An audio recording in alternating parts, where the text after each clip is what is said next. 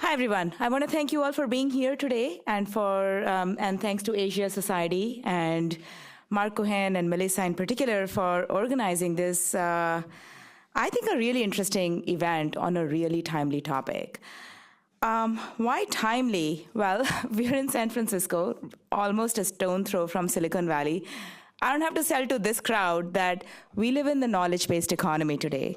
What do I mean by that? I mean, in case I really have to make the data available to you to make the case, the percentage of value of the S&P 500 firms that was residing in IP and intangible assets in 1975 was less than 20%.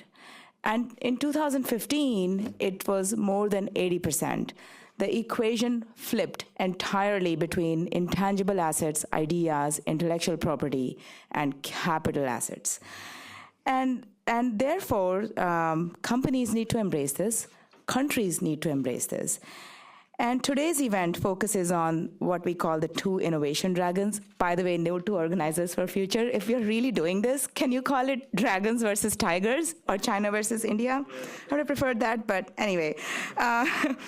Two very different countries with very different governance structures, very different strengths and weaknesses, but often pitted against each other in making the types of comparisons that we are here to make today. But I think the discussion that we will end up having, and I'm looking forward to it, is in terms of IP and innovation policy, what can they learn from each other, and what can we in the United States learn from them, from each of them? And this is an interesting discussion from not only from a policy perspective, that's obvious, but also from a business perspective. And I'd like to discuss a personal perspective on this with you, coming from Qualcomm, the mobile industry.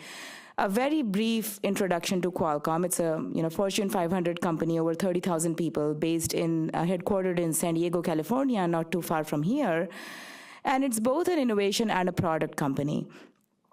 Two main businesses. One is it originated as a company for doing systems-level innovation and design for wireless communications, creating the algorithms, the systems, the communications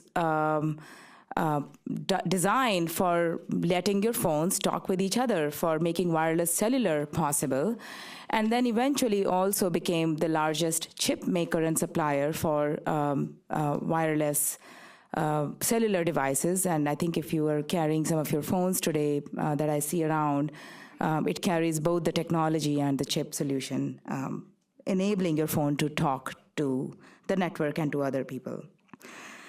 Now, why is this an important issue for us? So if you think about, from our perspective, China has been a large market, both in terms of creating phones and making its phones and as a chip product market, and also in terms of the IP licensing market. And it's in our interest and in everybody's interest to see a country like India grow and take a larger role as a growing market in both the product and the licensing space. This is a win-win proposition for everybody. It's I'm sure enormously frustrating to many of us in the room that today, at least in the mobile market, and a country of India's size, 1.2 billion people, last I checked, maybe more, but the second largest mobile market in the world doesn't produce its own phones for the most part. These are manufactured, these are semi or fully knocked down kits that are, imported and assembled from the other parts of the world, and that the government realizes that needs to change. So it'll be interesting to learn from the panel about what our industry can learn and what other industries can learn to bridge this gap. So I don't want to get in the way. I decided, and I told Mark today, that my job is to be a good moderator and not steal anybody's thunder. So I would like to introduce our keynote address, Dr. Amit Kapoor, without further ado. Among his many accolades, which are written here, so I don't want to go into all of them, he's obviously a PhD economist. He's an honorary chairman at the Institute of Competitiveness in India, and the president of India Council on Competitiveness and editor-in-chief of Thinkers. He is chair for Social Progress Imperative and Shared Value Initiative in India, and sits on the board of competitiveness initiatives in Mexico, Netherlands, Italy, and France, and University of Vermont's advisory board. He also teaches at Harvard Business School's Institute for Strategy and Competitiveness, and he just told me that he's written 3 books and 3 more are coming in the next year. He does sleep and he has kids, but apparently he's very productive. And this latest book here, The Age of Awakening, The Story of Indian Economy Since Independence, is out there if you want to pick a copy and get his authored signature. So please help me welcome Amit. Thank you.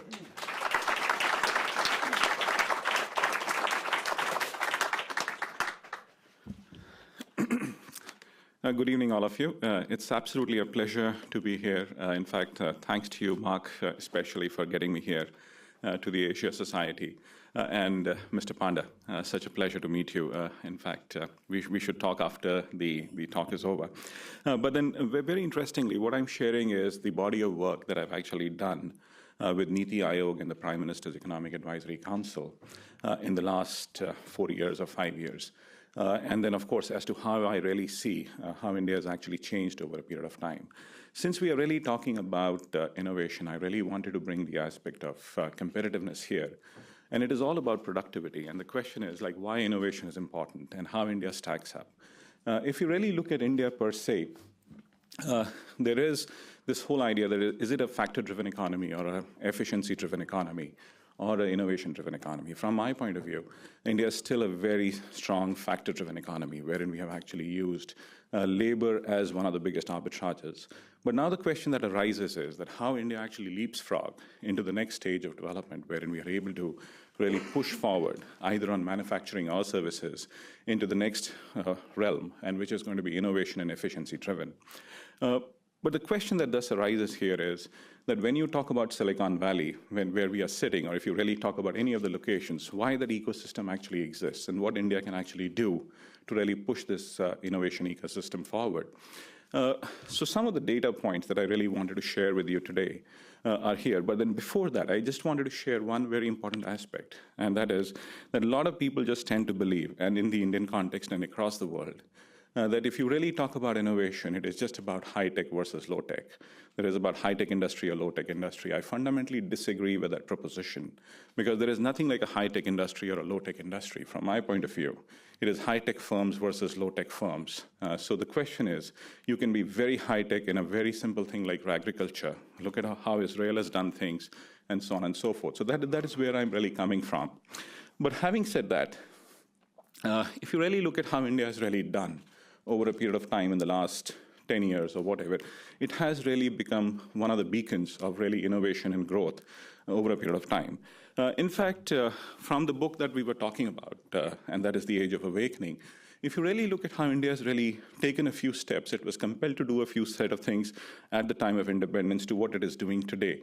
But I must say one thing very, very strongly, that we have seen one of the most reforming governments in the history of India in the last 5 years. We have had the Prime Minister Modi, who has taken some amazing steps in terms of like how to really get India right. In terms of either we really talk about the steps like reforms of GST to reforms like ease of living to the whole idea of Jan Dhan Aadhaar mobile and so on and so forth. As a statistic, there's something very interesting.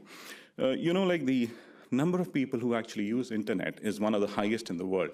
But this is not where the statistic ends. The statistic which is startling here, and which creates a huge opportunity and a challenge as well.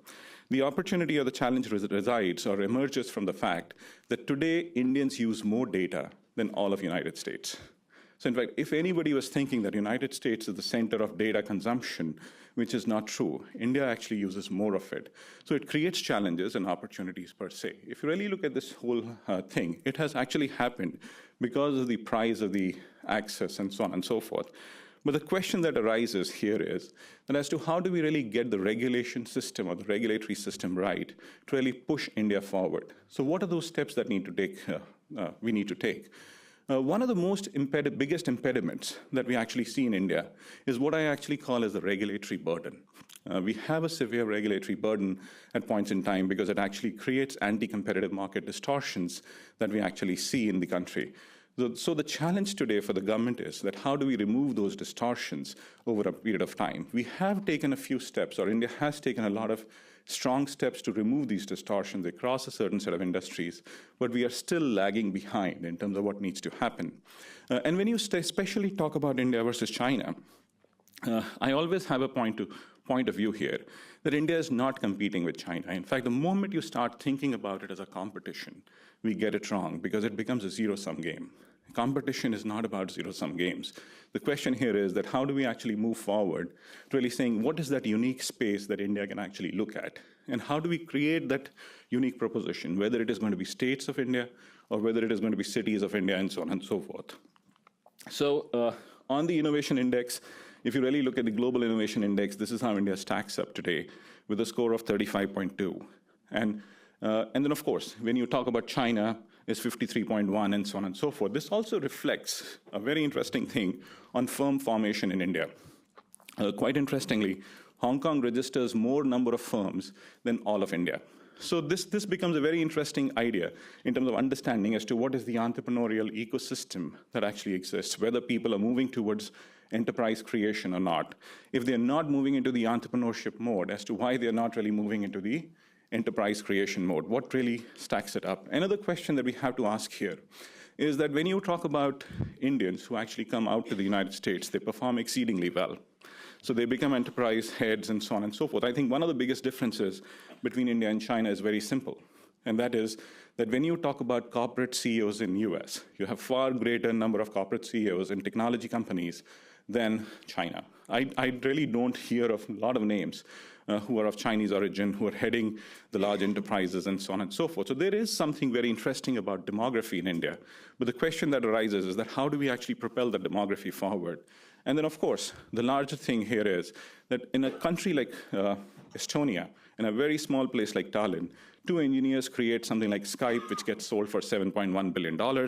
But why is it that we are not really doing it in India? So what we need to set it right. So because this is a larger debate on innovation, entrepreneurship, and how do we actually create IP, respect for IP, and so on and so forth.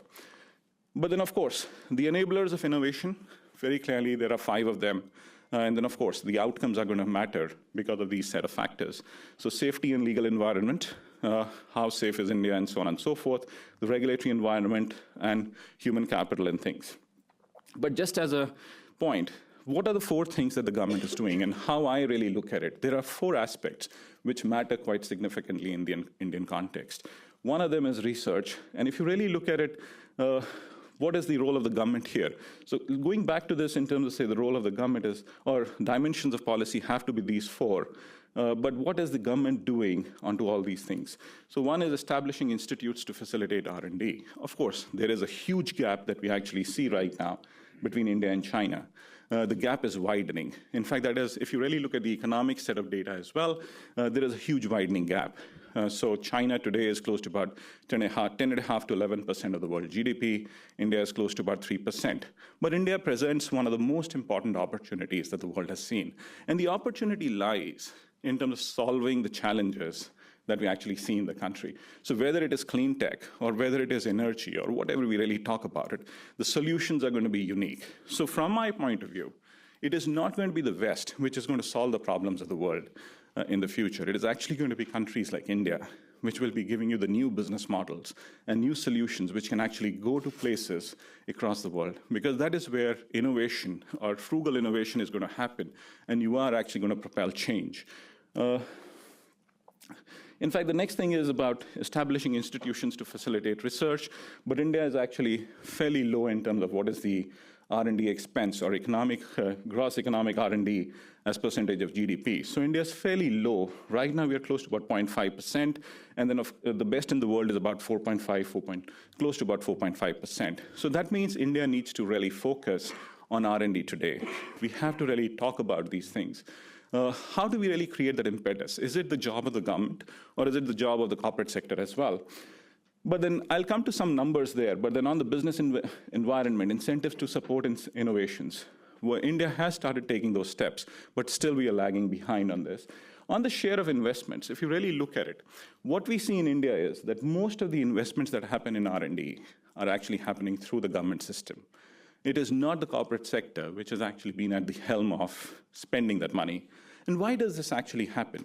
Is it that corporates are not really looking at investments in R&D in India? Or is it that we are not providing the right environment? Or is it not the right opportunity? I think it's a case which is a very interesting two-edged sword. At points in time, I think government has taken a lot of strong steps.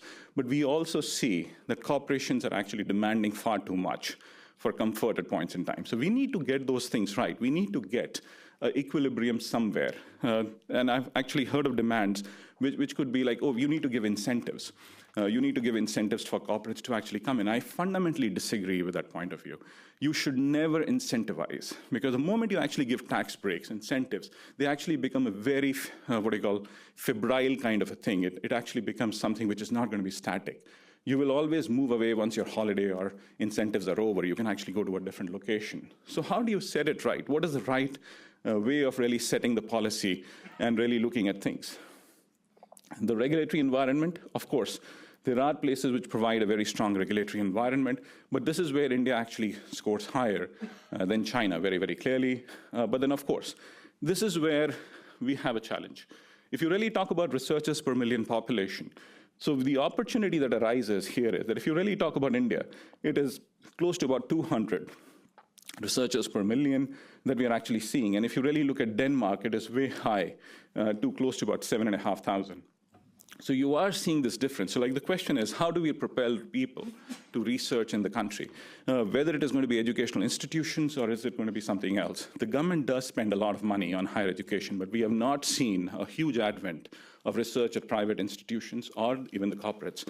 There is a huge issue that India faces, and that's about the academic and the the linkages between academia and the corporate sector. What we see out here in the West is hugely different than what we actually see out in India. I've not seen large enterprises, I'm not naming enterprises here, who could be funding research out here. They are hardly doing anything out there in India. So what is the challenge that we face here? Why is it not happening? We need to get that system or look at that system as well. So the regulatory best practices, this is how the government is actually looking at it right now. Very clearly, this is part of the report that we actually came out on innovation of various set of states. So the report is actually going to be out in the next 2 or 3 days, which is published by NITI and the Prime Minister's office. So this is what are the principles that we are really talking about. One is, of course, the whole thing of legality. So if you really look at it, all regulations should have a sound legal basis, but the question here is that we actually talk about Section 3D, and there are those issues that actually emerge at all points in time. But now the question is going to be that it is TRIPS compliant, what India has. But the challenge here is going to be what is going to be the right set of regulation that we need to actually have, whether we should actually not move up on the TRIPS thing. So this is one of the things which could actually be detrimental to looking at investments in the country. The next thing that we are really talking about is something like that we have fairly spread out regulatory system. You could actually have about 5 or 6 different sets of ministries that could actually be focusing on one single set of investments. So how do we get those right as well? So the regulatory burden is so high that we need to set it right. And then, of course, there is another thing on, say, flexibility. Compulsory licensing has been one of the key things on India and how India has actually been really pushed by a lot of people. But I think this is one place where I disagree with the corporates, because the government of India has hardly used this one time. So is it something which is going to be a diktat within the government of India regimen, or is it something that they just keep it to themselves? They have not really used it, and I think corporate world has to have far more trust. So this leads us to an important question of trust and competitiveness. So I think this is where India needs to create that impetus, and they have to really push forward in creating trust. But this is where corporations will also have to take a step forward in terms of saying, yes, that trust exists, and we can actually take things forward. And then, of course, effectiveness is in terms of saying the regulatory system should be able to achieve all the intended goals and so on and so forth. But very quickly, I think my time's also getting up. So regulation, one of the issues that we really need to talk about is the pendency rate in India. If there is one thing which actually needs to set right, which is going to really create a lot of opportunities, is going to be the pendency rate, the court cases. It's not about anything else. I think this is one case. If I'm able to really set it right, if I'm able to go to the legal system, get recourse to that rule of law, things change dramatically. And then, of course, but this is where, in fact, we were just looking at the biotechnology vision. This is one piece that we recently looked at, and this is what government is also saying we need to look at and do. So one is they're reforming the legal and regulatory system, investing in human development. How do we actually create the demographic dividend that possibly exists in India? Today, when I actually look at close to about 33 million to 36 million people coming into the workforce each year, so what is it that I actually do with that human capital? Is it going to be a demographic dividend or a disaster? The question is going to be, this is again an opportunity that exists for investment in people and really taking it forward. The IP regime, that becomes one of the most startling points of interaction. But the question is that what is the right thing that India needs to do? What the corporate wants. I think you have to be what I see from the West is they become very, very aggressive in terms of the conversation at points in time. So that aggression is great, but the question is you have to give an evidence-based assertion as to why it is important for us to do. If you're not giving that evidence-based assertion, things are never going to happen. We need to understand those set of assertions. And I believe the Counsel General is also going to be agreeing with me that if I'm able to provide evidence that this is going to be good for the country, it is going to create growth, then, of course, government listens. Today, I think today is the regime, or when you really talk about the administration right now, this is was one of the most open administrations in the country. And then, of course, there are going to be elections happening in the next few weeks. But what happens? In fact, my guesses are very interesting. The more this regime is actually going to be coming back, or this administration is coming back. We actually do an economic modeling or a probit model for election predictions. So our prediction is that this government is coming back. But then access to world-class infrastructure, and then, of course, improving availability of capital. This is one of the things that we actually see. But I think India has taken steps. Indian VC industry is becoming more resilient over a period of time. There is some kind of what I call effect that is happening from the Silicon Valley. You see a lot of money trickling in. But there are those smaller set of investors which are actually emerging in India, which is going to bring a lot of change. But then when you talk about Indian efficiency, this is where I really wanted to go down to a certain set of states and really say as to what is happening in India. If you want to understand India, you cannot look at India as one single entity. You have to look at India as 29 different states, 29 different realities, because each of the federal governments or the state governments has a different view to things. But this is where I think the section in blue, these are the places which are going to be driving a lot of innovation in the future. These are the pockets of excellence which are actually going to be emerging. That are places like Karnataka, Tamil Nadu, Telangana, Chandigarh, Maharashtra, and so on and so forth. This is where innovation is going to happen. This is where the ecosystem actually exists. And then, of course, the state governments are creating a lot of conditions for investments to creating an entrepreneurial setup, and so on and so forth. So this is from the innovation report that NITI is launching in the next few days. And then, of course, this is the last slide that I wanted to share, and that is on innovation and competitiveness. One thing is very clear. The government clearly understands that if I'm actually wanting to be competitive, then I have to actually make my country innovative. And this is where you're seeing. So there is that burden in terms of like how innovation is happening on one side. But then the question is going to be that how do I push the states which are on the left-hand side of the corner to really move forward? Because that is where a lot of population actually resides. That's a place where in close to about 600 to 700 million people reside. Because if I'm able to innovate, I'm able to actually create a lot of wealth. But just one last point which I thought I should share in terms of numbers. I started with the telecom example, but just as a very interesting point, we did the study to understand the impact of internet access. So in fact, the last 150 million people who have actually come on internet in India has created an economic multiplier of 5.9% on GDP. So that means even a very simple thing like internet access has created huge levels of opportunities and possibilities for India. The other thing that is very important is the whole idea of Jan Dhan, Aadhaar, and mobile. So mobile I did share. Jan Dhan was in terms of saying as to the access to a banking system. It looks like a very simple thing, but then when suddenly you have close to about 70 million people to 80 million people getting access to the whole idea of banking system, it transforms the economy in many ways. It actually formalizes the processes. It actually creates the impetus to move forward. So this is where it is. So in fact, if I really look at it, India is an opportunity for the future. Lots of challenges, but I think government has its heart in the right place, and we are going to be seeing something very significant in the next 10 years. Thank you. Kirti, can I request you to come and help. Yes. Well, let's start our panel discussion. Thank you for your remarks. And I'd like to invite all our panelists up on the stage. So that's Amit Kapoor is already here, Dr. Kenneth Fong, Hemal Shah, Mark Cohen. Please join us. So while you're taking your seat, I'd like to do a quick introduction for all of you. We heard our keynote address from Dr. Amit Kapoor. Dr. Kenneth Fong, he's a founder and chairman of Kenson Ventures, LLC, a company that specializes in crafting development strategy for biotech companies. And he's also, he has a lot of philanthropic interests across a whole bunch of universities, including UC Berkeley, Stanford, Indiana University, San Francisco State, etc. Hemal, she's a director of India and Emerging Markets at U.S. Chamber of Commerce's Global Innovation Policy Center, the GIPC, and she leads their efforts in India, Brazil, South Africa, and Russia.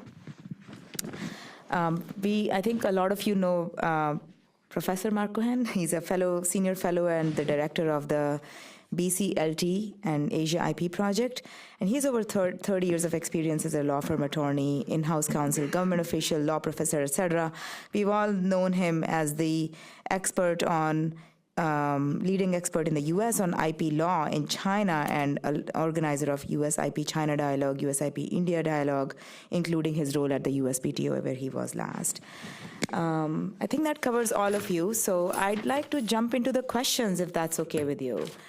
So on the India and China theme, maybe we can start with you, Mark, to get a sense of where China has been heading.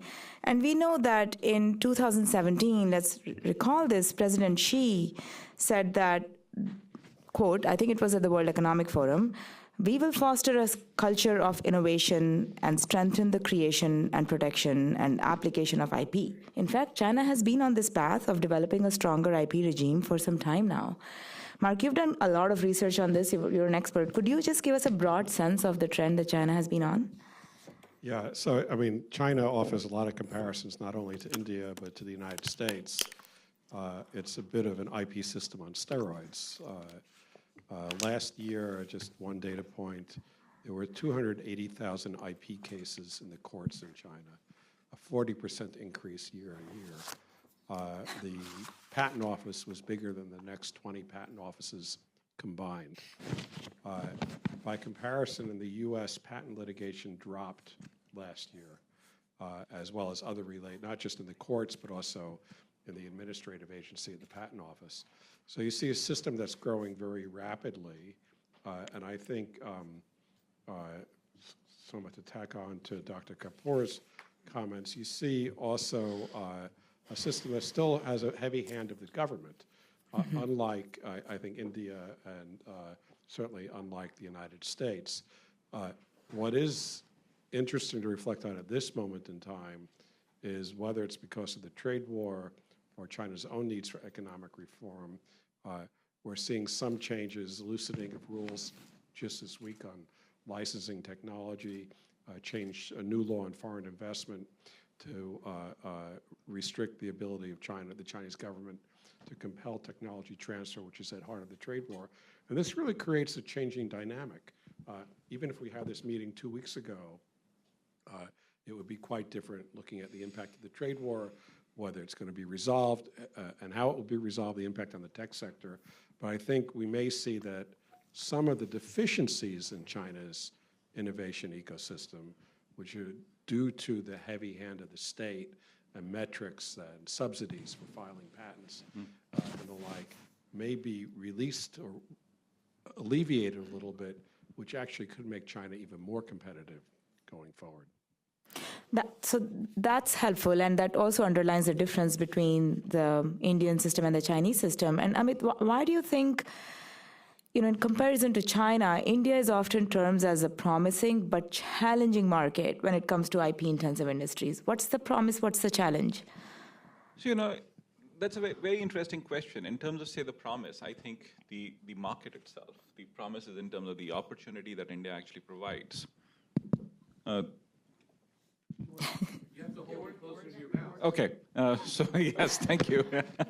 So if you really look at the opportunity is in terms of the market that India actually has, like you have to solve problems for 1.3 billion people, whether it is about medicines or access to medicines, or if you really talk about what do you call things like say information and so on and so forth. So that's where the opportunity resides.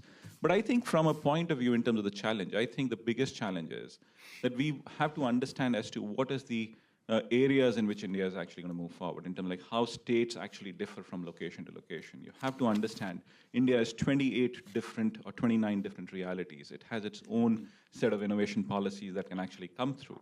The federal government or the central government can actually make a certain set of policy decisions, but each of the things is actually going to happen in the states itself. You can actually see the burden of growth in terms of like how India actually moves. There are close to about 6 states which define how India is actually growing.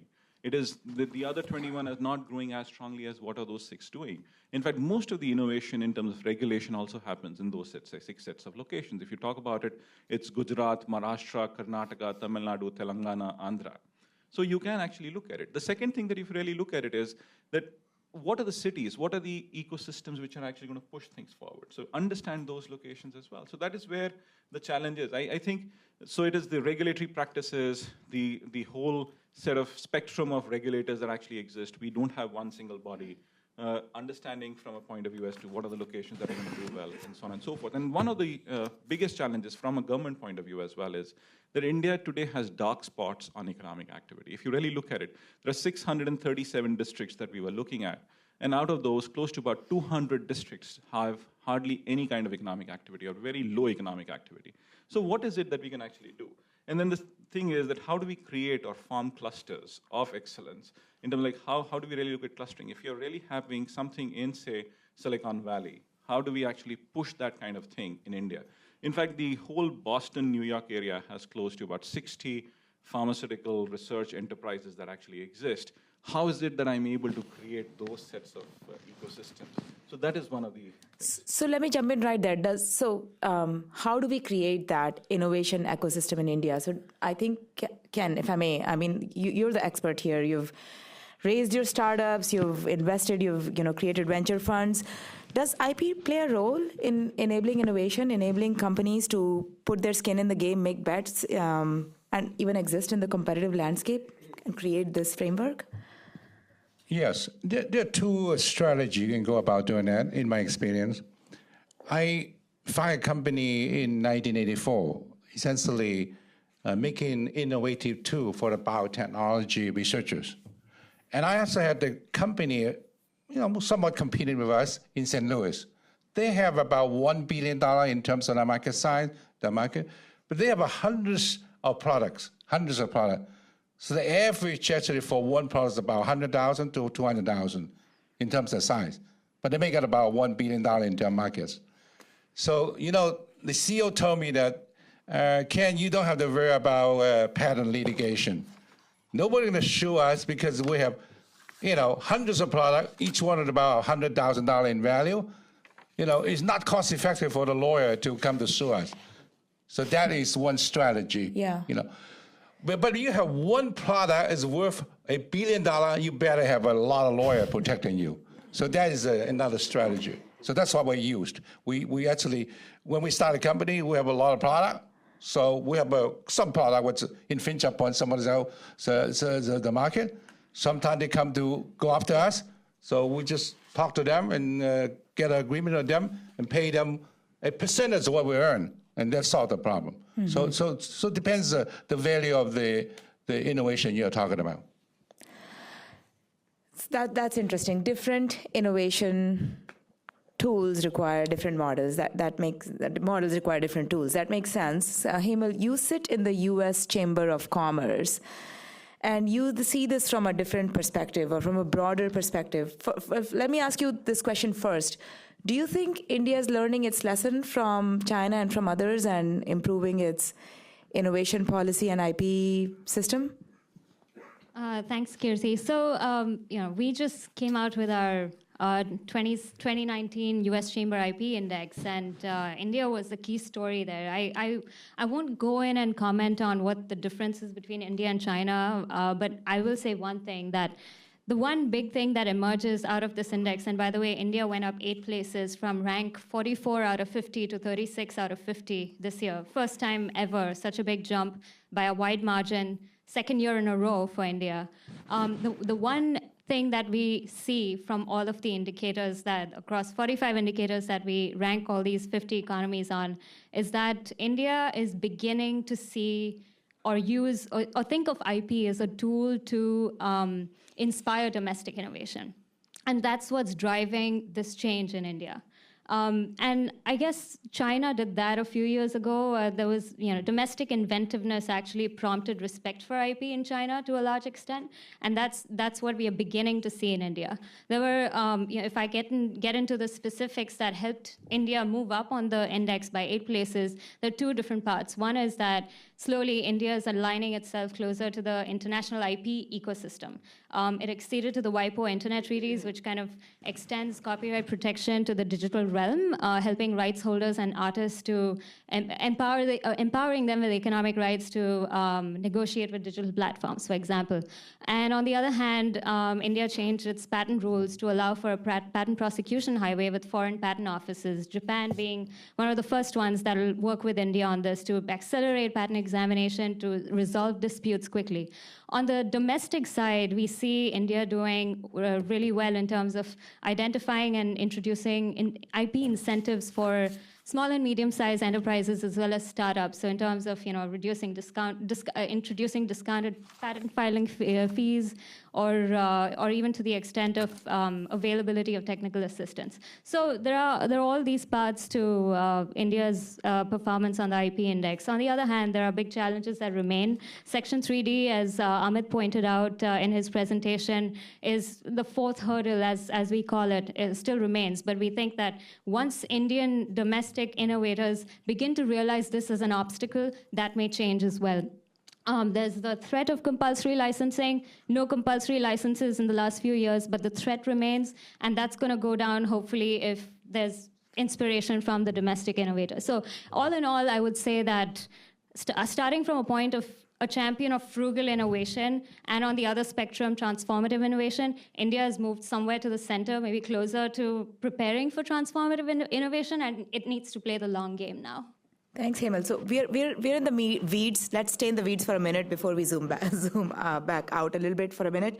So Amit, I want to ask you this question. So back to Hemal's point on, you raised the issue that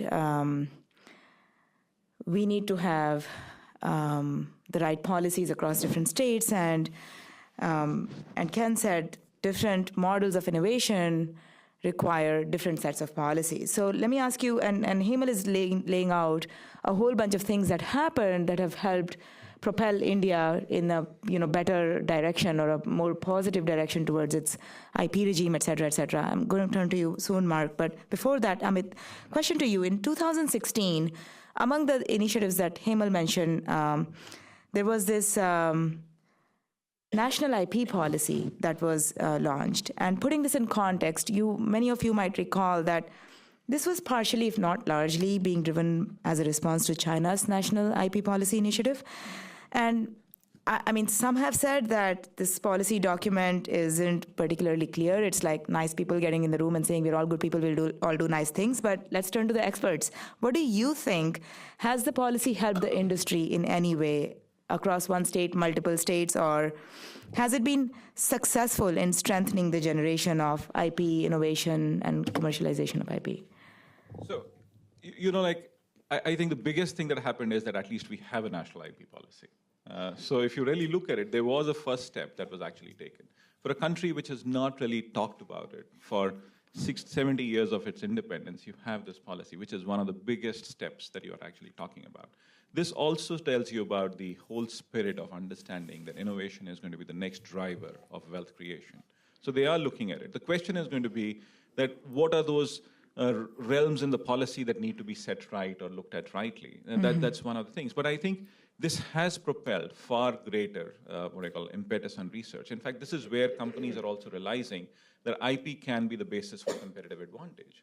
In fact, IP is just not about one of those things which is just going to reside on a balance sheet. It is your competitive advantage. It can actually give you access, and so on and so forth. So you are seeing the realization. But I think the larger challenge is not from a policy point of view. I think the larger challenge exists in the conduct of the enterprises in the Indian space. It is, I think a lot of times we actually look at this whole thing that, oh, the government is actually not playing the right role. I think the government is playing the right role. It has the sense in understanding as to what's the right thing to do. But the challenge here is that how Indian corporates are actually looking at it. Are they actually looking at innovative practices, looking at innovation per se or not? I think there is a whole huge dissonance that actually exists in that space itself. In fact, you have, I will not name the companies here or the CEOs, but I have been part of meetings wherein the poster boys of innovation can actually be the set of people who stall that process the most in the debates in the country. Hemal, I know who am I pointing at, but then the question is, this actually happens all the time. So if you really look at it, we need to actually instill the understanding within the corporate sector as well. The government is doing its right thing. It has a policy. It has created that impetus. We have larger number of patents filed. We have what I call universities really getting propelled into R&D, filing patents, doing innovation, doing what I call creating enterprises, and so on and so forth. But I think this is where India is also getting very ripe for a buy-dole kind of a thing as well. I think if we get it there, India could actually leapfrog if we just get it right. So you're saying it's not a matter of getting the policy right, it's a matter of perception, it's a matter of corporate practices, which is, I don't know, a harder problem to solve? I think I have to answer that question. You know, like Indian corporates, like this is part of my first book, which I actually did. It's called Riding the Tiger. So somebody did talk about the tiger here, from how India should be termed as a tiger. But this is where, in fact, the corporations have never looked at the whole aspect of opportunity that arises through solving problems, through creating your own thing. We have actually been a country wherein corporates copy rather than corporates innovating. So there is that ecosystem issue as well. Government can only do so much. You have your educational system and so on and so forth. But what about the corporates? Why is it that we always hit at the government? Why can't we hit at the corporations and say, you guys suck? I'm so sorry for using the word, but that is actually true for that matter. Yeah, but I mean, in order to move from a copying to, creating the innovation, you need to go through stages of development, and that does include better, stronger IP regime. So, so I guess question for you, Mark. We all know that there are trade tensions between US and China right now, maybe not. But some are related to the issues of IP and innovation. So while India is thinking about this, creating its national IP policy and, to your point, Amit, thinking about better corporate practices and better structures, is India seeking or should it seek to avoid using some of the Chinese models? In what way? It's hard to generalize. Amit just talked about the buy-dole regime, which permits enterprises that use government-funded R&D to own the patents derived from that research. As Senator Bai just passed away, I believe, earlier this week or late last week. And China has had a buy-dole regime in place for some time. Sometimes criticized for not achieving the amount of success that was anticipated, but it's a good example of something that the U.S. developed, that China incorporated, that India is also looking at. There's a lot of things that India can look at in China as models. It's kind of frugal innovation. China also has that. It's actually one area that China competes very effectively with U.S. companies in looking at rural innovation and service delivery and payment systems and the like. And perhaps India can look at some of those experiments as well.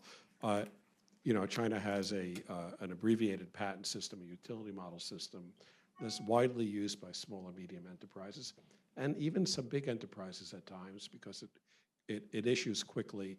And the Chinese utility model system, I think, has grown to about 20 to 30 times larger than, I think, the German system, which at one time was the largest. And India is contemplating that. Although you're looking at a difference in scale because the Indian Patent Office is still quite small, and the role of Indian inventors in that system is still quite small. So, just incorporating these mechanisms in China, which took a long time to grow, is probably not an adequate solution, particularly because the government has provided all sorts of incentives to filing patents. It's become very much a metric-oriented system. But there may be a kernel of utility in transplanting some of these things. Some places where I would say, if I was advising the Indian government not to go down, is relying too heavily on metrics. India should look more at quality and not just simply at quantity. And there are useful mechanisms to encourage qualitative improvements, looking at commercialization of intellectual property, licensing, new enterprise formation, role of VC firms in the economy, all these things that reflect actual market orientation. One of the problems today that I feel on a constant basis looking at China's innovation system is, you look at the press reports, they say, oh, China's going to be the world leader in AI. China's going to be #1 in this or that. But usually, after you read this, you realize people are just taking the raw data, often generated by the Chinese government, sometimes even by research institutions in the US and the UK, and they're not parsing it out. So yeah, AI, China is the largest filer of patents in AI, but that's if you rely extensively on Chinese Patent Office data, and particularly filings from Chinese universities. If you started looking at who the principal corporate filers are, it's IBM and Microsoft. I think Qualcomm may be up there too. That is probably more significant than numbers of filings by Chinese academic institutions. Similarly, if you looked at research papers, China publishes the most research papers in the world on AI, no doubt. But if you removed research papers if you're looking at citation data, forward citation data, and you removed research papers where the researchers cited to themselves from that calculation, you find out the US and the UK are #1 and #2. China slips to #3.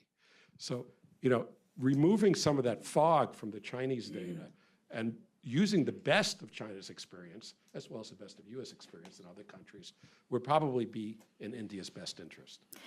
This is so interesting. I just want to interject here for 1 minute and say that coming from the wireless world and working on 5G communication systems, which is about connecting everything everywhere, it's the exact same dynamic.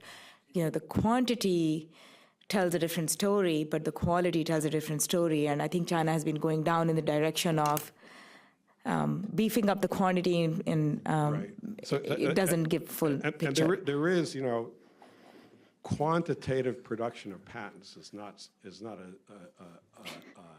can have a very strong adverse impact as well. And I think what we've seen in recent years where patent lawyers won't do any kind of freedom to operate analysis in China, which you would do in any other market, looking at your risk of being sued for infringement, because there's too much junk there, literally. So you can't, in litigation-dense or patent-dense areas, it's become a system that's almost unworkable. So that creates an overhang on the market, making it more difficult, and I think it can burden China going forward. In that respect, having a smaller patent office, smaller grants actually could be an advantage in certain sectors. Interesting perspective. And, India is obviously trying to catch up and therefore has a unique advantage to get this right. So let me turn to you, Ken, for a minute and ask you a question as a practitioner. By the way, did you know, I learned from Amit, that the Indian government has a target, among other things, of making the biotech industry a $100 billion industry by 2025. As an industry expert, advisor, venture capitalist, what would be your recommendations to the government and to corporate sector for practices, et cetera, to get this right? What's the action plan from your perspective? I want to add a little bit about the innovation. Innovation is absolutely important to China and India. But one has to be mindful of the fact that it has to match with the market size and also level of the GDP. And it's very important to know that if you do not have that kind of size of the market, innovation has to be level to such extent and match with, innovation. And let me give you one example. We have a company selling innovative tool, biotech tool, to different parts of the world. The United States number 1, there's always Japan number 2, and Germany number 3, in that order. In the last few years, we saw the order going the way of China. China became number 1 foreign market, number 2 Japan, number 3 Germany, which means that China is wrapping up very, very quickly in the innovation in the last 5 years. Mark probably can tell, because that probably tells you that the number of litigation in China increases because they actually value innovation more than before. So this is very important to remember that. So India has to look at those numbers. I have not seen the number or two that we sold to India increasing rapidly in the last few years. So that means to say, the market is not there yet. Anyway, and then you talk about $100 billion markets. And we cannot use the biotech or the biopharma market in the United States or the West as a benchmark for China and the US and also India. This is the government's own target. Yeah, that's what I mean. So if I were a decision maker, I would target India market. I would target a growing market like in Africa. And I think I would have another arm to it, which is a target the US market in terms of innovation, to work with American pharmaceutical company in terms of helping the innovation. So then you can actually help the American or the US or the Western market, and also but target the Indian market, also target a growing market like Africa and other countries. That's probably the better strategy rather than go all the way in working with the Western countries.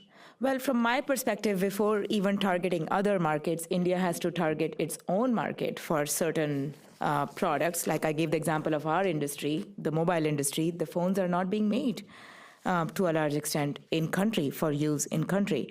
So I guess I'll turn to you for a minute, Amit, and ask you, beyond this specific goal of the biotech industry, this 100 billion target, the government has a larger goal, make in India, design in India, bold initiatives. Is this working? Should the government be doing something to achieve its goals that it can, and what can it learn from China in achieving those goals?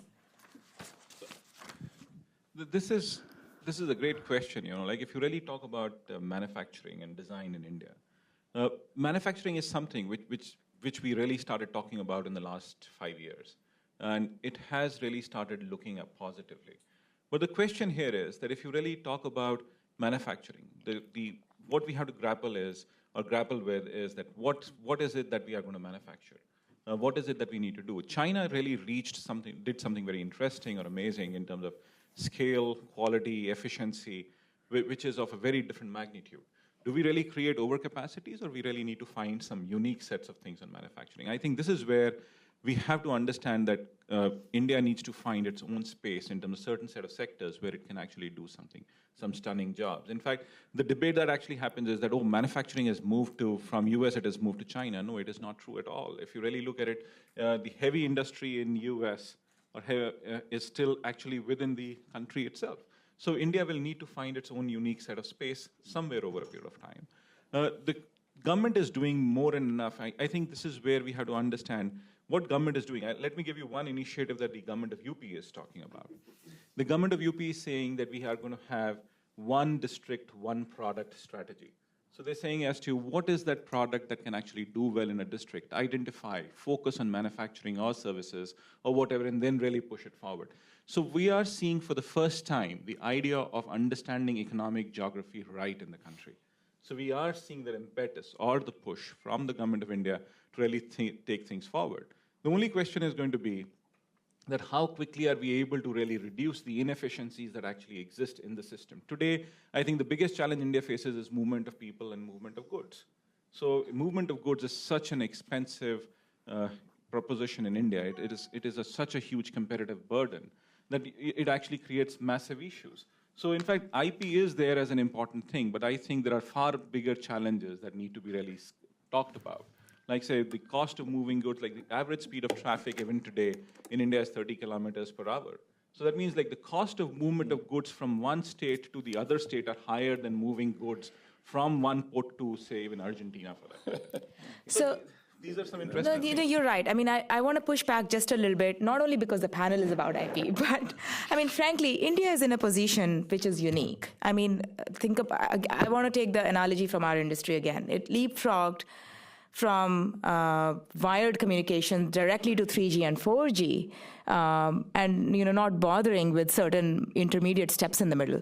So why can't India do the same thing? And of course, there are all these challenges, but you yourself said that there was a last mile of internet services that unlocked a lot of GDP potential, and the same thing can happen with really creating potential for innovation at a grassroots level with enabling a stronger IP regime.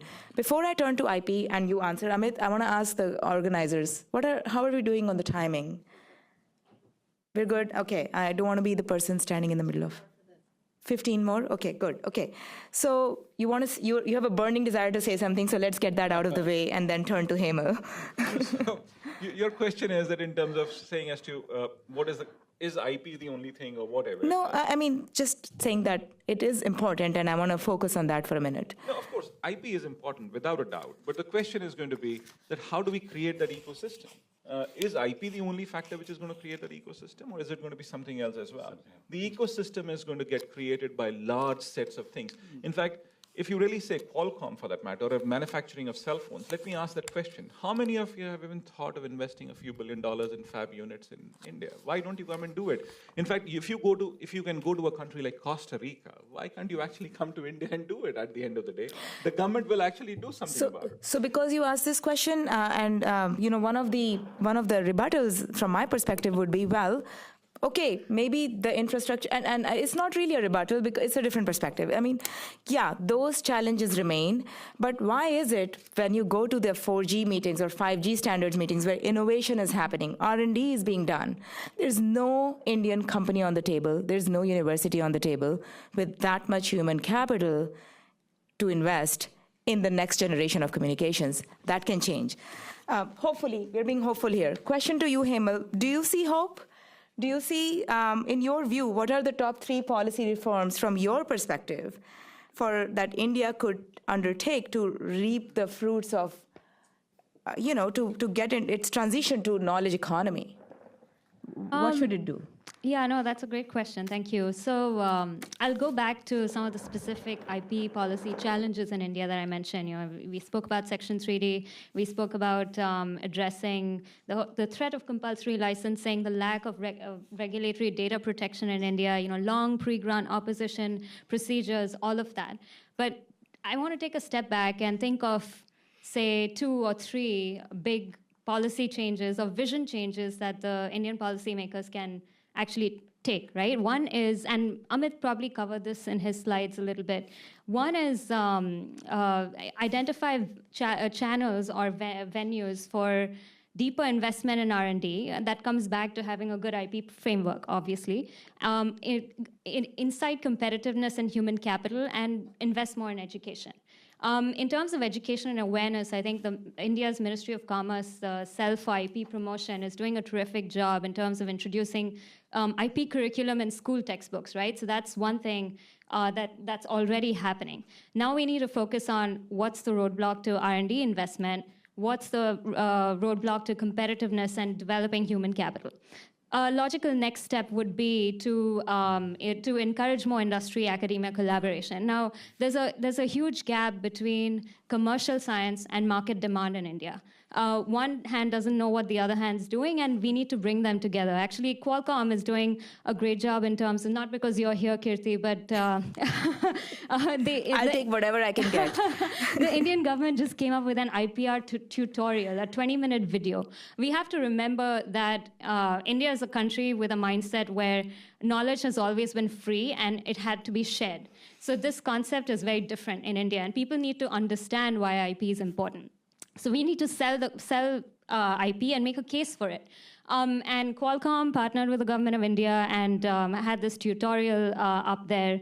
The other piece is pharmaceutical companies, right? Pfizer partnering with IIT Delhi, starting an innovation incubator system. There's Viacom Network 18, which is partnering with India to promote anti-piracy videos through cartoons. So there are all these creative avenues that that the government of India is looking at slowly, but a lot more needs to happen. And then the third step should be, or would be from there, is commercialization that Mark touched upon, that Amit touched upon a little bit, and the need for a BIDOL-like mechanism in India.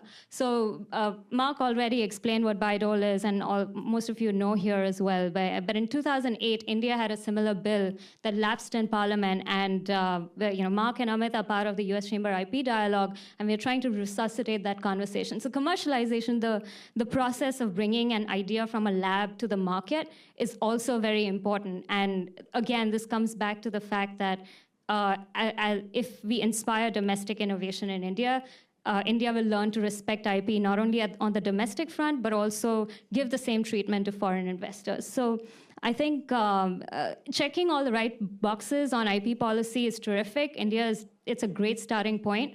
I think we need to focus on imbibing the spirit of the law rather than just focusing it on the books. So that's what I would say. So because you mentioned pharmaceuticals, I just want to ask one question. We'll pause for audience questions and have a nice conclusion question for everybody. But Mark, about pharmaceuticals and healthcare, that often turns into being the Achilles heel of all discussions related to IP. There's this dialogue, this argument that emerging economies often make that IP can be an obstacle to access innovative healthcare or technology. What are your views? And more importantly, what's China doing in terms of it? I think you mentioned it's currently looking at certain pro-IP reforms in the pharmaceutical patent regime. Why?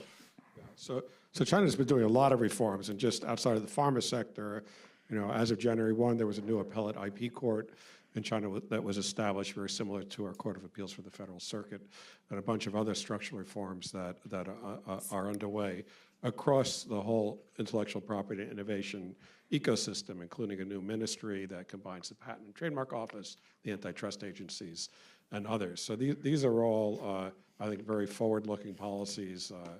They also have a national IP strategy that's been around since 2007, and a lot of more granular policies implementing those things. In the pharma space, it's actually very interesting to compare India and China. And one of the things that was very telling for me was there was a movie that came out, I think the year before last, called Dying to Survive in English, well, 不死要生 in Chinese. The film was about the import of counterfeit Gleevec to treat leukemia into China from India. And it was not available in the Chinese market at the time. It's based on a true story. And the person who engaged in the importing was ultimately prosecuted for bringing in an unapproved drug. But the Chinese reaction, there were two possible reactions to that movie. One is they could say, this is a problem with the intellectual property system. The product was on patent, and China couldn't manufacture it. They could have had a compulsory license, perhaps, and the like. Or they could have said, this is a problem with our regulatory system. We need to accelerate the introduction of new drugs. We need to improve our competitiveness, develop our own capacity, invite foreign companies in there, give them a better market environment. In general, the response was number two, not number one. And I think that was really a credit to all the work the Chinese government has done to encourage a more pro-innovative approach and not to get involved in I'm not going to call it a trap, but let's say the complexities of the discussions around access to medicines and patents as a barrier. I think India still is too much wedded to that earlier structure where patents are not seen as an enabler of innovation as much as a problem with creating access to new products. So now China's taken this a step further, where they're now contemplating, and this may even be caught up with the trade discussions, a patent linkage regime. What that does is basically China's Food and Drug Administration would not approve products that are on patent held by a third party, and it would provide a mechanism for generics to challenge patents in order to get a limited period of exclusivity. This is what we call patent linkage in the United States. And they're doing that because they recognize, unlike the conventional kind of third world rhetoric, that patent linkage is only about the innovators. In fact, what happened when we had the system in the US, the share of prescriptions written on generic drugs went up from something like 20% of all prescriptions to now well around 90%. This was a way that the generic companies got stability in the US market, that they would not be challenged by introducing a product, and they were given a vehicle to challenge the innovators' patents if necessary. So this balance, if you will, and I think several of the other speakers, including Amit, spoke about the proper balance, and this is one of the factors: encouraging innovation, protecting the investment of innovative companies, creating the opportunities for scientists to develop new drugs and for VC firms and others to invest in new drugs, and still ensuring that there's a role in facilitating access to medicines. And I think too much of the blame in the past has been on the patent system. In some cases, it's a healthcare delivery issue, as it was in the case of this movie, Dying to Survive. That's helpful, but I mean, if I may, I think it was fair to call it a trap, because it's really the push and pull between short-term incentives and long-term incentives, or what we economists call static versus dynamic innovation. And it sounds from what you mentioned that China understood the importance of long-term incentives to innovate and dynamic innovation and went down that road. And I think China shares, in a sense, the same human capital potential and reservoir with India in this sector. I think China may have the most PhDs in the life sciences of any country in the world, but nonetheless, they're facing that same issue. How do they apply all this talent to create new pharmaceuticals and new inventions more generally, and give some security for the investors going forward, and also some public benefit to everybody. Yeah. Right. Well, I would first ask the panelists to say if they want to add anything, and then ask the audience if they have any questions. But I do have one last question, and I reserve the right as a moderator to ask it. So first, the panelists. Do you want to add anything? I'd like to have my slide. I have a slide here. Could I show my slide? Sure. Is that available? It's coming. It's coming. It has to do with innovation in China in pharmaceutical development. Oh, good. So that addressed some of the question. I'm going to show you these 7 companies. They went public not long ago in 1998. Last year actually. If you look at the 7 companies, they are called a unicorn. From 1 billion to about 18 billion. But they went to public in Hong Kong, not in the U.S. So actually, these are all new drug development company. The question is where these founders come from. If you look at that, they all come from the United States. They're expatriate, returned into China. And where did they get the money? As I mentioned to you earlier, that China right now wanted to invest heavily into high tech right now. That's the reason the money is not a problem. They actually been funded with money, So they raised tons of money there when they went IPO in Hong Kong. Then the question is that I showed a picture here. This gentleman, John, and he's American. He's a. His name's John. I think he graduated from got an MBA from Stanford. Why I want to pose his picture here? Because the founder wanted to try him out. They like American management in China. They try to see whether he actually is a good guy. So actually, after he tried him out, so he's been there for 8 years. So he didn't like him. He wanted to run that's the second largest biotech company in China is actually run by this guy.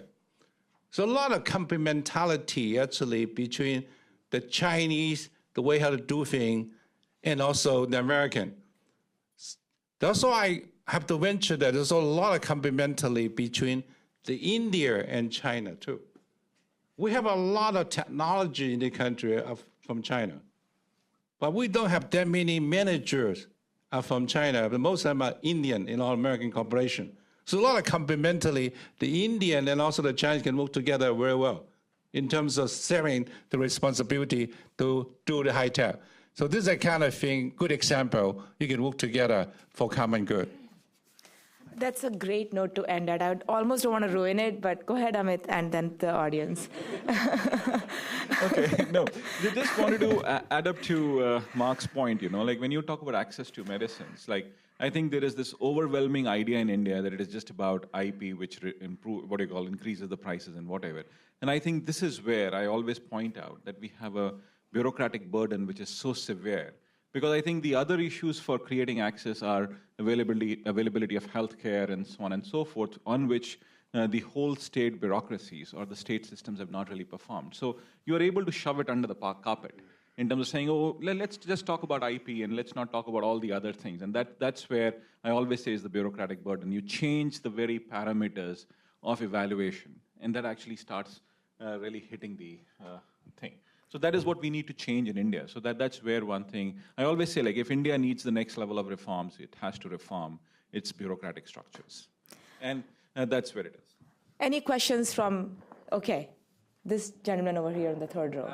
Could you please introduce yourself briefly? I'm Sanjay Panda. I'm the Consul General of India. Wonderful to listen to the panelists. And of course, the moderator takes the cake. I had to intervene. Just a few observations and just one point. Hemal, I couldn't accept, agree with you more. It was very beautifully stated about this innovation spectrum, and where you say India is right in the middle. Yes, it's work in progress, and we're moving in the upward trajectory. I entirely agree with Amit that our private sector, our corporate sector, has actually not been up to the mark.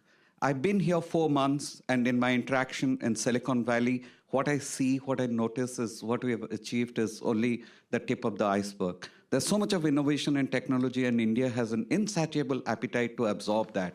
But our private sector, I haven't heard of any Indian venture capital coming and investing in any tech firm for any innovation. So what it lacks is a long-term perspective. Looking into the future. But having said that, the government could also, this is a point, Amit, to complement what you said, is just that we can't just have the policy and let it go. There's some handholding which is required. For example, ESDM ecosystem, that we cannot leave it to the private sector. The government will have to put in, you could react to that. But I think the government need to put a substantial amount of investment in that. You mentioned about the IP regime. I have to talk to you, Kirti, that Qualcomm actually holds the maximum IPs in patents. After CSIR, which is a government-owned research organization. No. That's a CSIR. I always discount that. Okay, but there are recently several steps China has taken, and on to strengthen their IP ecosystem. So that is something. It calls for a little comparative study. Mentioned 5G rollout. India is a very important market. Everyone is looking at India, but unfortunately, we don't have the infrastructure. So Silicon Valley should, I'm not saying it is charity. Silicon Valley, purely from a commercial perspective, should look at building that infrastructure along with India to make the most of the 5G rollout. China versus India, mentioned whether India can emulate. I feel, yes, we can work together. I agree with you. We have the same kind of thinking. But the different models which you have, like the top-down approach has worked very well in China, and that is something we cannot imagine working in India. I don't know. I'm not very sure. That's my view. And just to end, one question. Sorry for taking a little time. Cybersecurity and data protection is something which nobody spoke about. China versus India. Maybe somebody could like to comment. Thank you. I want to comment that, that these gentlemen from Singapore, Kiso Mahbubani, He said, China is successful because of the government. India is successful despite of the government, right? So I think China should learn a little from India, you know, a little more private enterprise. And India should learn a little from China, get a little bit, listen to the government a little bit more. I think that is something that we have to do. It's a fair point. Question? Do you have a question? Could you introduce yourself and ask the question succinctly so that we can end the panel and ask? I reserve the right for the last question. Okay, thank you. Hi, my name is Stephanie Wong, and I'm a student from Mills High School. I first wanted to thank the panelists for such a stimulating conversation. I also want to thank the Indian Consul General for bringing up cybersecurity, because this is what my next question is actually about. Okay. So when discussing innovation, technology remains a key point since corporate investment is high in the sector and technology could be used to protect IP. With that said, could cybersecurity become the new sweeping innovation? And if so, to what degree of economic impact could cybersecurity innovation produce? Thank you. Anybody want to take that on? I have a few thoughts, but I want to ask the panelists. You go ahead. Oops. Okay. Well, the reason we think a lot about this is because we are working on 5G. And 5G would serve as, at least in the layer that we work on, I'd like to describe it as the standards and the technology as a foundational layer, which supports multiple product pillars. One is the phones that you use, and the infrastructure, and the chips, and all of these other things that are going to communicate because 5G will let them, like cars, and sensors, and smart cities, et cetera, et cetera. In this environment, when everything is connected to everything, cybersecurity becomes a real important challenge. And getting the framework right, making sure that that layer where standardization is occurring, that foundation is being created, isn't compromised by geopolitical gains across different countries or different companies, is a really important priority that, I think from our perspective, the U.S. government and all the governments should be, focused on. So, yeah, I think that's a really important priority for everybody. Unless there is any other question, can I ask my last question? Okay. I think we have 10 minutes, so we could take one more question from the audience if... Oh, there, last row. And panelists. Thanks, Matthew Rudolph with Era Projects. Dr. Kapoor, I'm curious, early in your talk, you credited the current BJP government with performing well or being good with respect to innovation policy. I'm wondering if you could mention, the short list of what you think those have been. So, those policies or environment, incentives, legislation, anything, regulation? No, I say the statement is that this government has actually had the most transformative effect. And they have actually really changed a lot of things. Like they have created a lot of reforms. So innovation policy is one of them. But they have done a lot of other things. I think creating infrastructure, putting in more budget on education, I think that was a very big thing. Skilling, and so on and so forth. So this government has actually looked at those things. In fact, the whole idea of what I call quality of life and really seeing as to how innovation can actually improve quality of life. And there are those longitudinal studies that they have actually looked at doing. So there are those very strong aspects of what the government of India has actually done. The national IP policy is one of them, and so on and so forth. They are really talking to the industry outside to really understand what regulatory structure can actually get created to attract investment. There are far more things than IP that are required to attract investment. It is just one of those things that we are actually talking about. I think this government has actually looked at far larger things, like, say, infrastructure development itself. The kind of investments India has done in the last 5 years in infrastructure are absolutely stunning. It has not happened. The total number of road length that has actually got built is more than since the time of independence, if I'm not wrong, if that number is correct. So you have built those set of things. You are creating that base level thing. I think more, the biggest thing is about education itself, like how the government is looking at education. I can just tell you that, for the first time, government of India is now saying as to what is the performance of R&D institutions in the country. I sit on that body that the Prime Minister created in the leadership of Dr. Saraswat, who's a member of the what I call Niti Aayog. So this is where we are actually talking about it for the first time. Are R&D institutions performing?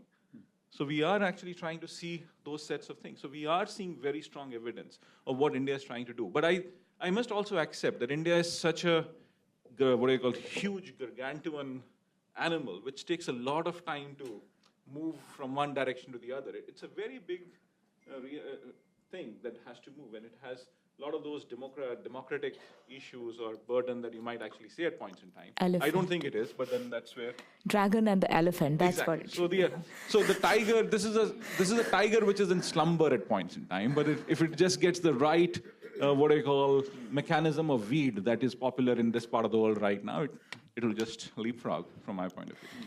So Mark, if nothing else, you have your idea for the next event, which is the Indian government versus the private sector, and let them have a go at what each of them should be doing right and more to get to the next, climb up the value chain.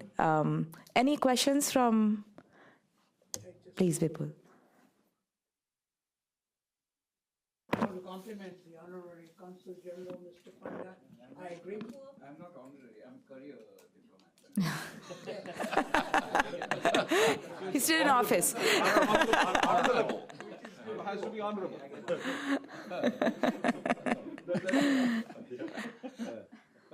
No, I wanted to add, having been part of founding team of TIE, which was back in 91, 92, where we felt that we would start the Indus entrepreneurs to encourage entrepreneurship here, but also into the Indus country. And we called it Indus because we believed business will bring India, Pakistan, Bangladesh, Nepal, Sri Lanka together.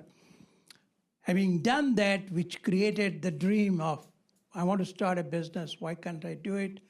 If Vinod Khosla can do it, if Vani Kola can do it, I can do it also. And that created a tremendous impact. And one of the gentlemen has been attending those meetings in the 90s. You remember those. Then we moved into 15 years ago into US India Venture Capital Group, where, as Mr. Panda said, how do we get the US venture capital firms to go into India, find the startup companies, find the entrepreneurs, and how do we invest in them, how do we nurture them?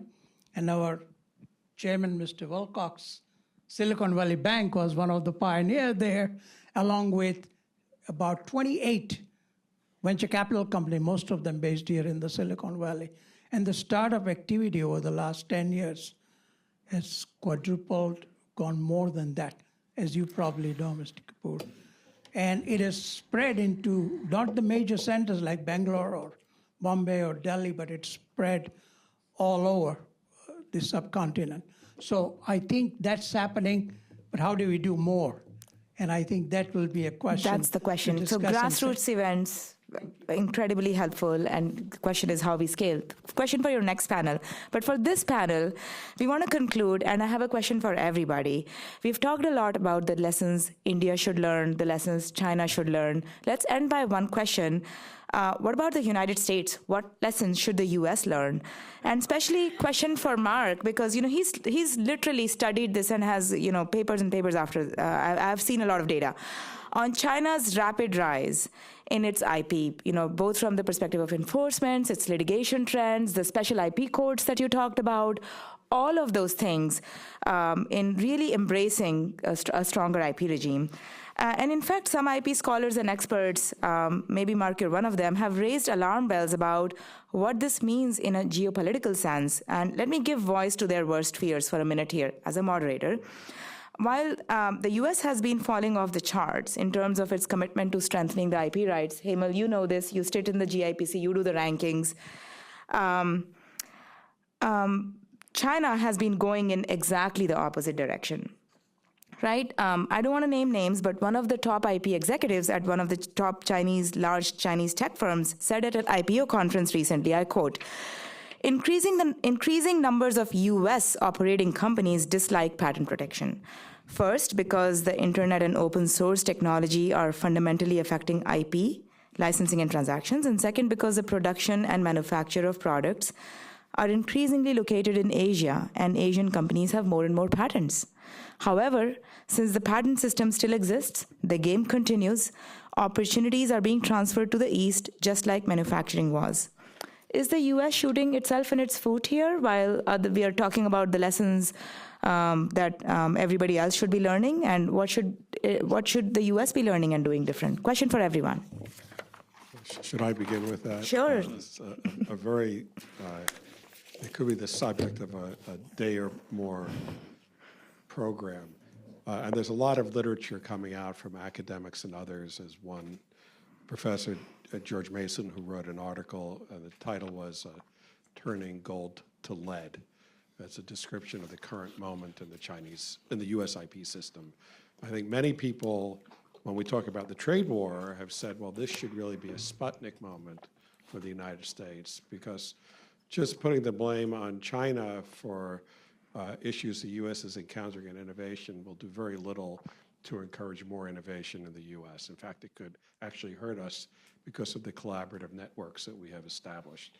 But in a wide range of areas, there are indicators that China and some other countries are outpacing the United States and creating some of the fundamentals that support innovation. You know, one of the basics is just STEM education, the number of Americans that go into those fields. But even in things like IP, where we pride ourselves on our system, we really had not just the gold, but the platinum system several years ago. Increasingly, foreign countries say, what happened to you? I mean, software patents became extremely difficult to obtain. Many biotech patents also became more difficult to obtain. The likelihood that you get an injunction in a U.S. court in a litigation is certainly lower than China and most of Western Europe because of a case called eBay, which made it much more difficult to obtain. I just mentioned earlier that patent litigation has dropped in the United States last year. In China, it went up by 40%. We put a lot of obstacles, and I could go through the list. We've put a lot of obstacles in the way of inventors. And that's especially critical right here in the Bay Area. We've done studies at Berkeley that show that in particular sectors, particularly biotech, but not limited to biotech, that patent protection and trade secret protection are critical, not because lawyers are advising you, but because they attract capital. And the great unknown in this massive experiment that the U.S. has undertaken in the last several years to turn our gold or platinum system to lead is how that will affect investment, how that will affect migration of investment. Because if China, almost at the same time as the US Supreme Court was ruling against software patents, the Chinese Patent Office came out with new rules to encourage software patents. I don't think this was intended to swoop away US talent or capital, but the reality was that if you're a startup company and if you're dependent on a software-enabled invention, you're likely to have a more stable protection available in China at this moment than in the United States. The U.S. is starting to realize we've made a mistake in this area, but how long this will come around is hard to say. So, there's a high degree of self-inflicted harm here. To a degree, this is not a Sputnik moment. It should be a pogo moment. We've met the enemy, and it's us. And unless we address that, no matter how much blame we place on any other country, and I wish India well, and I hope someday we avoid blaming India for our own problems, but India could be the next scapegoat if we're not careful as well. I thank you for that perspective. Would anybody like to add anything? Well, to me, IP is a very important tool, and it's a weapon in commercial sense. It's very important for us to respect IP. But that the rise of China and also India should not be a zero-sum kind of game to the United States. Right. And actually, you can make it a win-win kind of a thing for, this part of the world and also India and China. I remember the late Steve Jobs mentioned one time, he said that I got to kill Google because Google wanted to get into the cell phone business. And so right now, Google is doing well. Apple is doing well. So it's a win-win. So this competitive kind of thing is good for us. so that we can do better in the United States, with the rise of China and now India. I think that's the way we should treat it, that way. I'll keep it very simple. I mean, we are here, we defend the patent system, the IP system, and we keep. US did fall down on our rankings on the US Chamber IP Index last year. It did a little bit better this year. It is number one, but on specific indicators, there are so many other countries that are ahead of the US. And we are not shy about pointing this out to the US government. By the same token, and in defense of the IP system, what the US can do is if the US is worried about investments moving east and IP systems growing and maturing in the East, well, think of ways to get to Mars faster. So focus on free up. If your time is freed up, think of the transformative innovation accelerated, and that benefits all of us. I do know we're out of time, so I have to ask everybody to move to the drinks. But Mark, if you would like to close and show us where the drinks are, and that would be really appreciated. Sorry Drinks to are cut you back off. there. Should I do the quick wrap-up, or are we? Yes, could you please close closing remarks? I'm just going to do this very quickly. It's been a great evening session. It could certainly go a lot longer. Just a few somewhat random observations. One, if we've talked obviously a lot about innovation. We've talked about it in terms of countries, but actually was very glad that Amit, you also brought up cities, because really cities are the places that innovate. And again, bringing it back to Berkeley or the Bay Area, we've seen the migration in startups from Silicon Valley to San Francisco. Increasingly over the past 10 or 20 years, this has been an urban phenomenon, and one that involves diversity as well as STEM education and other factors that create a culture around innovation. And that's, to a degree, what we're talking about, perhaps even more than we are about national ecosystems, but really local innovation ecosystems. We've heard a lot about the same kinds of tropes, if you will, about the factors that contributed to innovation. We've talked about the role of the state and state plans. I think this very interesting comparison with the Honorable Consul General mentioned, but, top-down versus bottom-up. And it's a generalization. I mean, the U.S. certainly has a very bottom-up, but we also have intervention in certain sectors as well. But as a generalization, I think it's useful, and it's a useful point of comparison looking at the various ecosystems at play. We've talked about the role of plans, the BIDOL, the pharma issues, online copyright, all these issues that contribute, and also this additional factor of cybersecurity. In this new world of innovation, also privacy and data protection, extremely important. And the ability to scale, which is something that India shares with China based on the availability of private data, whether it's for marketing of online products or genetic data for new medical devices and inventions. There are some other factors like tolerance of risk that go into this ecosystem, and I think that goes back to some of this, the degree to which innovation is bureaucratized, and the degree to which innovators will pursue disruptive innovation or incremental innovation. It's frequently also tied to this, how much risk they will tolerate. Looking forward, I think that, I agree completely with Ken's assessment that there's a great deal of complementarity and synergism. And I think one of the great risks at this moment is if we start creating, because of the trade dynamic with China, parallel innovation systems where we're not sharing our creation, we're not co-inventing, whether it's with China or India or any other country, because we really need to leverage the global ecosystem to address global challenges and global innovation. Capital flows wherever it wants to go, and talent will as well. There's only so much that countries can do to control that, and I think we've been seeing a lot in the US where there's been efforts to control. In the long run, I don't think those work out very well. The one that worked out the best for the longest period of time actually was China with the silkworm. And silk sericulture. China leveraged that for hundreds of years, but eventually even that secret got out. And I think that inevitably that happens with innovation as well. In fact, I'm reading a book now on the Silk Road, and it's interesting to reflect on how important a role India and Central Asia played in the Silk Road and in trade between Rome and China, which was always indirect, always mediated by Central Asia or India. But there was Indian steel coming into Rome. There was silk going over and getting designs and cut to its intended use in Central Asia and India.